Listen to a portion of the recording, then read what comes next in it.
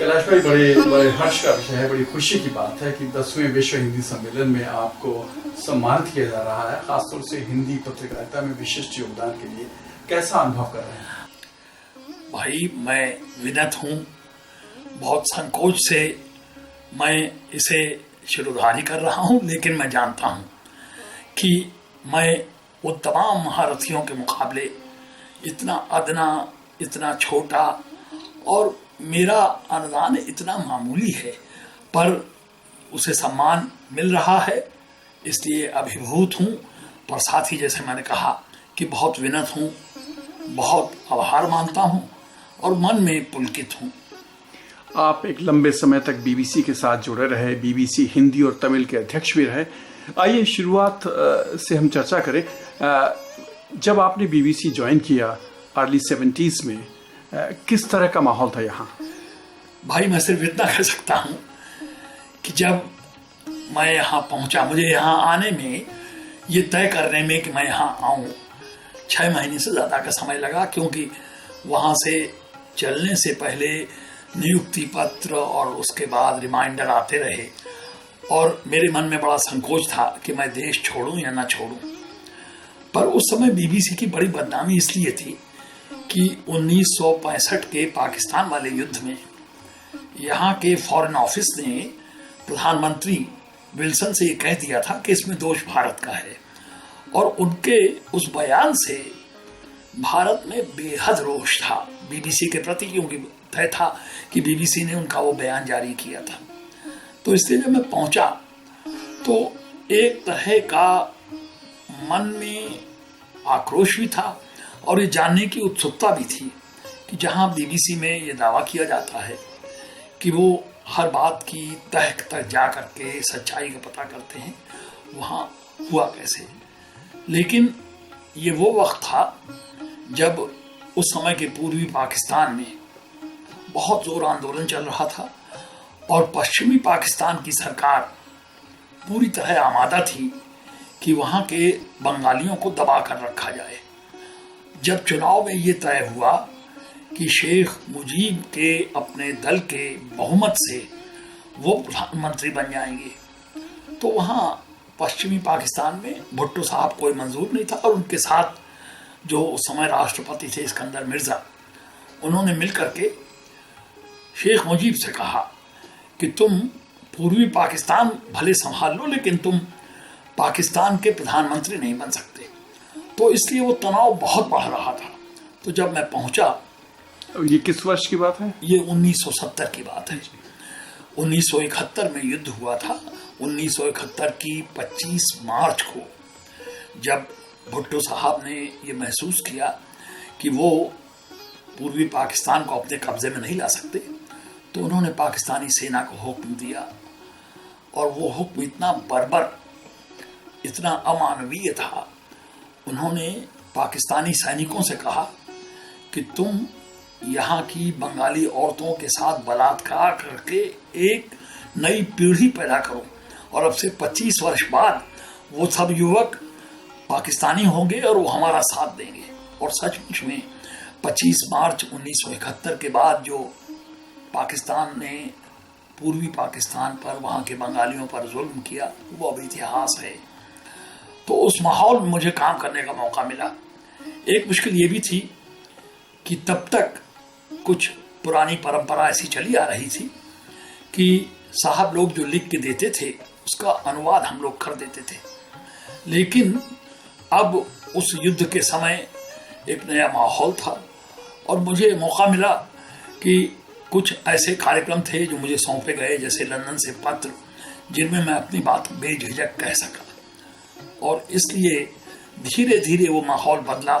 धीरे धीरे फिर सारे हिंदुस्तान में बीबीसी के प्रसारण की इतनी प्रतिष्ठा हुई कि पाकिस्तान वाले ये शिकायत करने लगे कि अब बीबीसी को इंडिया ने खरीद लिया है। जी, और आपने जिक्र किया लंदन से पत्र, बड़ा एक कहना चाहिए कि एक आइकॉनिक हिंदी ब्रॉडकास्ट था, बहुत लोग उसकी प्रतीक्षा करते थे, और अब तो ये पत्र ई बुक के फॉर्म में भी आ रहे हैं। उन पत्रों के बारे में कुछ बताइए। एवन चार्टन उस समय हमारे विभाग के अध्यक्ष थे, और उन्होंने मुझे बुला करके कहा कि तुम नए नए आए हो, तो तुम्हें मैं एक कार्यक्रम सौंपता हूँ, लंदन से पत्र। तुम अपने अनुभव और अपनी प्रतिक्रिया बेझिझक इस 6 मिनट के कार्यक्रम में इतवार को प्रसारित करो और वहाँ वालों को ये बताओ कि यहाँ आकर के तुम्हें क्या लगा। भाई, ये एक ऐसा मंच था, ये एक ऐसा खुला मैदान था जहाँ अपनी आंखों जो कुछ मैं देखता था वो बेझिझक कहता था। और सच बात यह है कि उन पत्रों में जो हर आप्रवासी के मन में दर्द होता है, वही दर्द मेरे मन में झलक रहा था। और हर बार हम लोग ये सोचते थे कि आखिर अपने यहाँ ऐसा क्यों नहीं है। आखिर हमें बार बार क्या ध्यान आता था कि हम जिस देश से आए हैं वहाँ के करोड़ों लोग इस हाल में जी रहे हैं, और यहाँ पश्चिम में जो समृद्धि है, जो संपन्नता है और जो निश्चिंतता है, वो हमारे यहाँ के लोगों को क्यों नसीब नहीं। और इसलिए उन पत्रों में लगातार मैंने यहाँ वहाँ और बाकी दुनिया के देशों की तुलना करके अपने यहाँ के लोगों को भी बताया कि जीवन किस तरह जिया जाता है। और संयोग की बात थी कि वो कार्यक्रम 6 मिनट का था, लेकिन वो इतना लोकप्रिय हुआ कि जितने पत्र हिंदी प्रसारण के सब कार्यक्रमों के लिए आते थे, उन सबको मिला करके अकेला एक ही 6 मिनट का लंदन से पत्र उससे ज़्यादा लिसनर्स के, अपने सुनने वालों के पत्रों से अभिभूत होता था। और उसका परिणाम ये हुआ कि फिर ये निश्चय किया गया कि ये पत्र रिपीट हो, तो उसके बहुत दिन बाद तक वो लंदन से पत्र रिपीट होते रहे। कैलाश जी, जो लंदन से पत्र था उसमें न केवल प्रवासियों के दुख दर्द की चर्चा होती थी, बल्कि प्रवासियों की खुशियों की भी चर्चा होती थी। और वो पत्र मैं भी भारत में सुन रहा था जब ओवल में भारत ने क्रिकेट की वो ऐतिहासिक जीत प्राप्त की थी। और सुना है कि पापा पृथ्वीराज कपूर ने एक चिट्ठी भी लिखी थी, जरा वो वाकया क्या है? भाई, वो तो अद्भुत था। वो मेरे लिए, मेरी अपनी स्मृति में सबसे सुरक्षित खजाना है। हुआ ये कि जिस दिन भारत ने यहाँ क्रिकेट मैच में इंग्लैंड की टीम को परास्त किया 1971 ओवल टेस्ट, 1971 में, तो उस समय ये इतनी बड़ी घटना थी और हिंदुस्तान में इसका इस जोश से जश्न मनाया जा रहा होगा कि मैंने वहाँ अपने विचार रखे। और उन विचारों में जीत की बात तो थी ही, लेकिन असली बात ये थी कि यहाँ अंग्रेज, जो कि हिंदुस्तान के बारे में एक खास तरह की तस्वीर बना के अपने मन में आया था, उसे ये पता चले कि हमारे खिलाड़ी, चाहे वो अब्बास हों, चाहे इंजीनियर हों, किसी खास धर्म या जाति से जुड़े हुए नहीं थे। और उस टीम में जहाँ 11 खिलाड़ी थे वो अलग अलग प्रदेशों के थे। तो उस दिन मैंने अपने पत्र में भारत माँ को प्रणाम करते हुए कहा कि जो लोग तुमसे सदियों से दूर हैं, पीढ़ियों से दूर हैं, जिन्हें कभी तुम्हारे पास आने का मौका नहीं मिला, वो भी आज तुम्हारी विजय से आलोड़ित हैं। और तुम्हारे इस रूप को मैं प्रणाम करता हूँ। उस पत्र ने, पृथ्वीराज जी मेरा पत्र निश्चय से साथ सुनते थे। वहाँ बम्बई में ये प्रसिद्ध था कि उस दिन, इतवार के दिन शाम के वक्त अगर कोई उनसे मिलने जाता था तो कहा जाता है कि शम्मी कपूर 8 बजे के पहले सबको आगाह कर देते थे कि या तो वो चुप बैठे या दूसरे कमरे में चले जाएं, क्योंकि पापा जी एक खास प्रोग्राम सुनते हैं।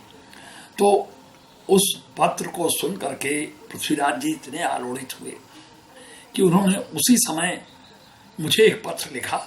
और उस समय उनके सामने कैलेंडर में जो तारीख थी वो गलत तारीख थी, एक दिन पहले की तारीख थी, वो तारीख डाल करके, और उन्होंने मुझसे ये पत्र में यही कहा कि बेटा तुमने आज मुझे रुला दिया।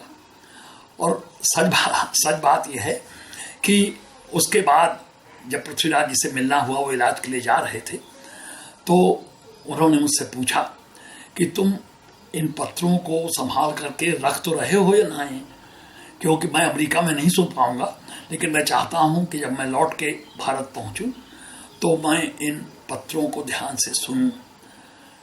उनके इस सुझाव पर मैंने उन पत्रों की रिकॉर्डिंग और उन पत्रों की स्क्रिप्ट संभाल कर रख ली। उसी का आज ये परिणाम है कि ये पत्र 2 वॉल्यूम्स में प्रकाशित हुए हैं, और अब जैसा कि तुमने कहा, संभावना इस बात की है कि ई बुक की शक्ल में लोग वो पत्र सुन भी सकेंगे और साथ उसकी इबारत अपने स्क्रीन पर साथ साथ देख भी सकेंगे।